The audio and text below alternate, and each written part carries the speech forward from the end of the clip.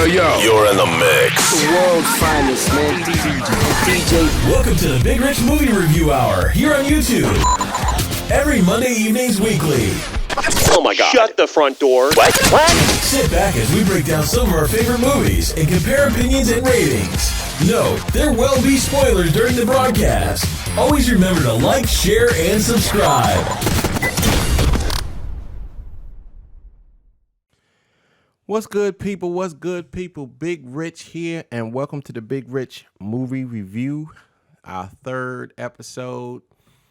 Things are going real well. I'm very pleased of the feedback and the direction that the show is going. So I just basically say for the foreseeable future, until we run out of movies, which we won't, we will be continuing this weekly show. I hope you guys enjoy it. We're going to be adding new things and stuff like that. I'm working on a more of a podcast situation where maybe I can do a Skype with fellow movie buffs and movie critics and stuff like that, so we can chop it back and forth. But until then, we'll be keeping the same format, and as it's changed, I will let you guys know.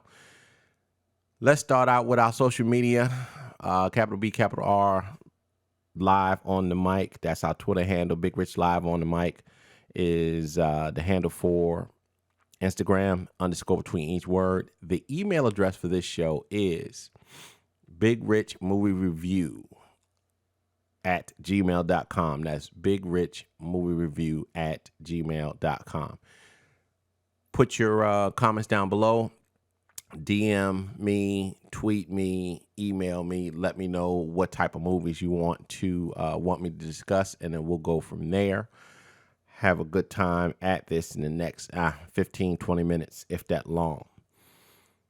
The movie that we're finally going to get to, and I know I've pushed it back twice because I didn't get a chance to see it, but my wife and I saw it 2 nights ago, finally. Hidden Figures. Hidden Figures is a... I want to say a drama, but this is an excellent movie. It's starring 3 African-American actress, Octavia Spencer, who played the great Dorothy Vaughan, Taraji P. Henson, who played Katherine Johnson, and Jeanette Monáe, fairly new, played Mary Jackson. These 3 African-American ladies, brilliant ladies, who basically was the linchpin to get the first American astronaut, who was John Glenn, into orbit. At that particular time, before they helped, basically just kicked in the door and kicking and screaming from the highest rooftop that, look, we can help you out. The Russians had put a cosmonaut in orbit and had them going around, and you had Sputnik and all that type of stuff right there. So at this particular time, or prior to these 3 brilliant scholars, if you will, came on the scene, NASA was basically licking its own wounds. They had no idea how they was going to be able to not only match the cosmonauts of Russia or the Soviet Union at that time, but to surpass them. Now, I'm not one that will sit up there and say that there was no way that the white male aeronautical engineers that were in charge of this program, as far as running the numbers and the mathematicians and stuff, I'm not going to sit up there and say that they would have never found it. But what you can say is that when these 3 ladies basically came on the scene, it was the whole program leaped forward, and it was very educational, if you will, if not troubling, and I'll explain that later. But all 3 ladies played their part to the T. There were certain things, certain times that I was sort of with Taraji, but she showed out. Jeanette Monáe was just excellent, and to me, Octavia Spencer was just the best. To me, her portrayal of Dorothy Vaughan had the most range. You know what I'm saying? Because what I'm saying is she was like the matriarch of not only the other two characters, the Katherine Johnson and the Mary Jackson, but she was also the quote unquote quasi supervisor for all the other African American. They called them computers, even though it was spelled like computers, but they was computers, you know.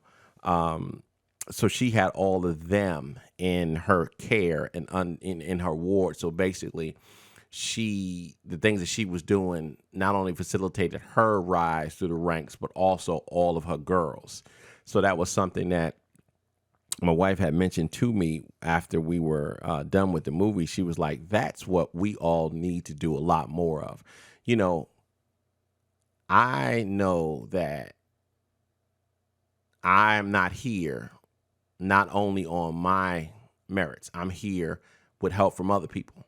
So if you want to give me a promotion, and we're talking about the Dorothy Vaughan situation, and yes, there will be spoilers, but very few. But some part during the flick, she was offered a supervisor position. Now, not only was she helping everybody progress throughout the movie, but she was also trying to get a supervisor position. And she was in a situation where she was doing supervisor's work, but she did not have the supervisor's title or the paycheck or the prestige of being a supervisor. So later, about halfway, maybe 3/4 of the way through the movie, she was actually offered this position, not the supervisor's position, but she was offered a position to actually be in the implementing,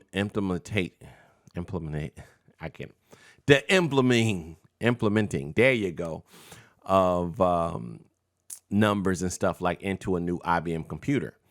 Well, she was like, okay, what about my girls? And it was like, well, you know, they want you, you know, they'll stick around, you know, we'll keep them around until this job is done. And then she was like, well, what happens after that? I said, well, you know, hey, you know, we probably get rid of them. She's like, She said, no.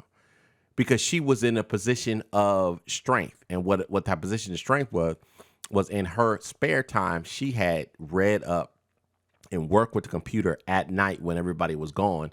So she knew more about the computer than the IBM techs that IBM had sent over there. So between the NASA techs, the IBM techs, she knew more of them. So she was in a position of strength. One, they needed the IBM to jump up. So when she used her card, she was holding, if you playing spades, she was holding her Joker, big Joker, and it was time for her to play it. So she was like, no. She said, I don't want that unless all my girls get to go. So what happens? All the girls go. And the movie was, it was listed at 2 hours and 7 minutes, but it didn't seem that long. It didn't seem that long at all. It actually flowed. Now, there was a couple of cons that I'll get to towards the end. It's very few. But the movie went, I felt, good. The arc as it was going to crescendo was pretty much spot on. You know, there was a couple of things that sort of threw me with the movie, but you know, that's like being nitpicky on my point, and I admit that.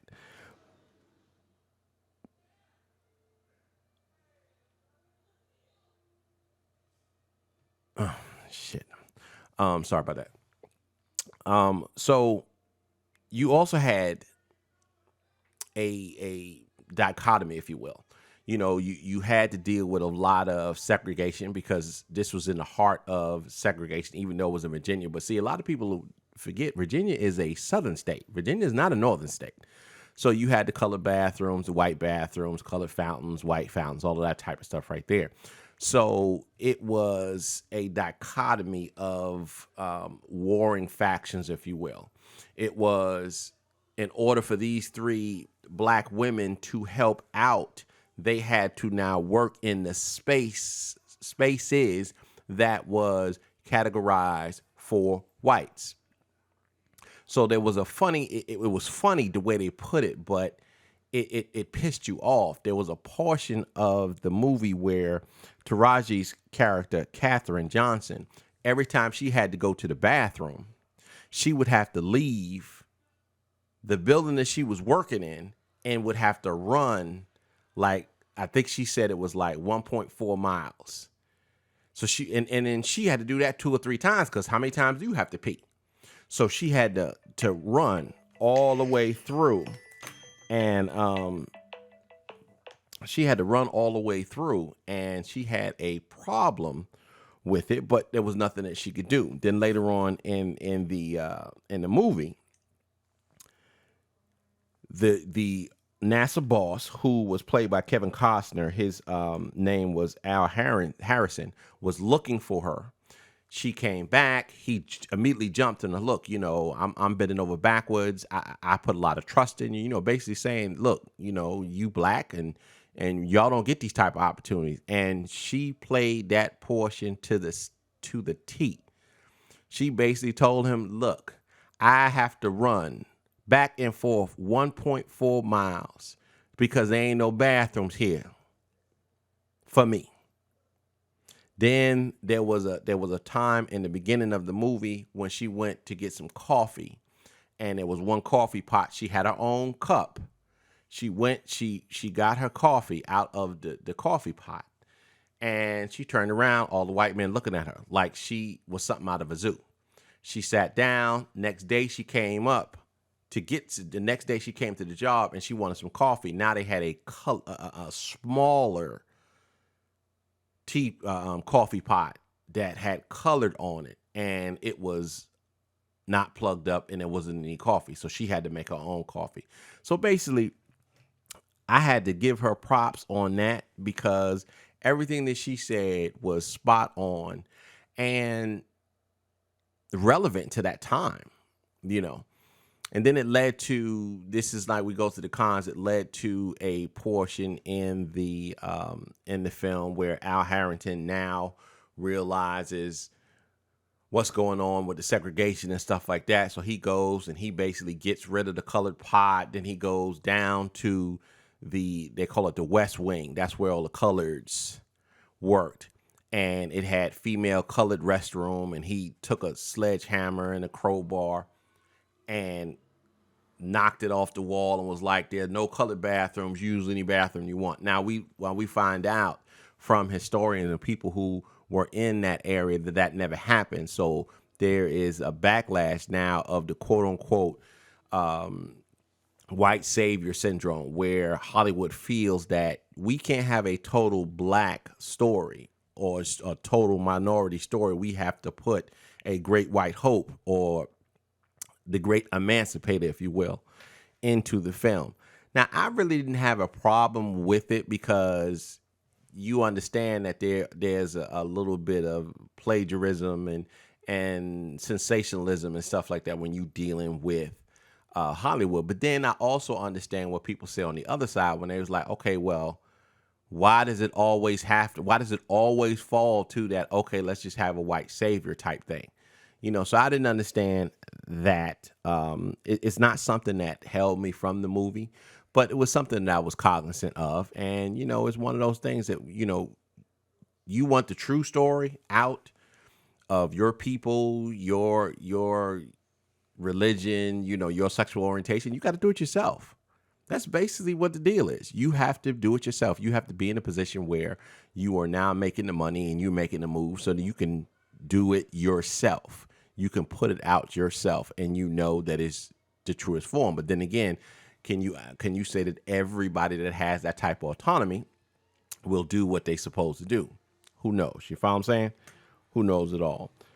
But my pet peeve about it was towards the middle, I would say the second act, there was a lot of cutting back to their personal lives. And to me, that was irrelevant to the story. Now, in the beginning of the film, again, they are spoilers. In the beginning of the film, they were broken down on the side of the road. All 3 ladies was broken down on the side of the road, because what happened was the only one that had a car was Octavia Spencer's character, Dorothy Vaughan, and she would pick Mary and Katherine up, take them to work, and then they would all ride back at home. So it was stuck on the side of the road, broken down.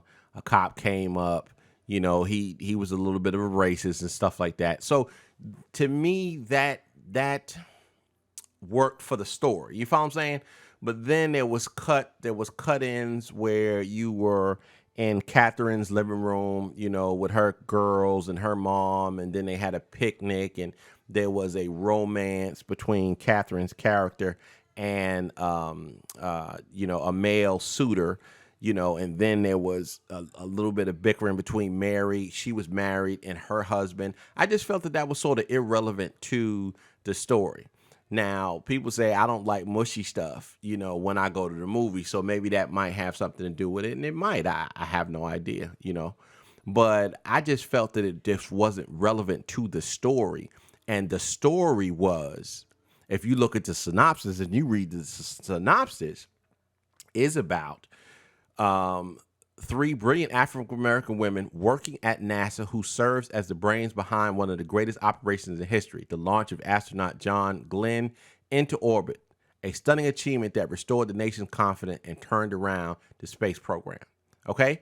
That is a synopsis of the movie. So the fact that you was getting married, courting, that type of stuff, I had a problem with that. I just felt that was fillers and stuff like that, and I felt that it was just unnecessary. Now, there were certain things that didn't really have anything. I can't really say didn't have anything to do with NASA, because Mary Jackson, she was brilliant. She was being pushed by her contemporaries to become an engineer at NASA. Well, obviously there wasn't any black engineers at all, and I don't think that there was any female engineers. So even though she qualified for the position, when she put in for it, they just moved to the finish line and said that she had to go to these types of courses. And the only place she can go to these courses was an all-white high school at night that was giving college courses. And she had to go basically to court and stuff like that. So even though that really didn't tie into NASA clearly, congruently, if you will, it was something that pushed the story along. So I didn't have any problem with that at all. So on that note, I would definitely give this a 8.5, a solid 8.5 out of 10. The IMDb score was 7.9 out of 10, and the Rotten Tomato scores is 92%. This is definitely a flick that you need to see. And when it comes out on Blu-ray, this is something that you need to keep to show your kids. The thing that I told my wife that I learned from it, not only the fact that these women did this, but the fact that this happened in 1961, in the 60s, okay? It's 2017. We're just hearing about this. It is borderline criminal, the types of things that are kept from us. It makes you wonder, if you have any sense at all, if you have any awakeness at all, it makes you wonder how much more stuff that we have no idea that we have done and contributed to this country. And this should not anger you. This should motivate you and wake you up to realize that there are things that you need to know about your people. These are things that we need to dig up, find, verify, and put out to the masses. Because I've always said this. If you're being told, if you're told constantly that you ain't shit, your family ain't shit, the only thing y'all did was be slaves, and then the great emancipator Abraham Lincoln freed y'all, and Martin Luther King, Harriet Tubman, George Washington Carver, Marcus Garvey, that's it. All the rest of y'all ain't shit. That is the furthest from the truth. Everybody needs to realize that not only have African Americans contributed and fought in wars since the Revolutionary War, but have contributed and built this country just like anybody else, if not more so. And I'm not talking, forget slavery. Let's put that to the side. We all know that. We talked about that in the reparations video. And that's What's the Real Deal? Fridays. Be there. But what I'm saying is, go see this movie. I highly recommend this movie. It was an excellent movie. I give it a thumbs up. I'm going to see it again, and when it comes on Blu-ray, I will definitely be in line to order that. I will see you next Friday. That ends this show. In the meantime, in between time, stay blessed, stay woke, stay safe. Peace. I'm out.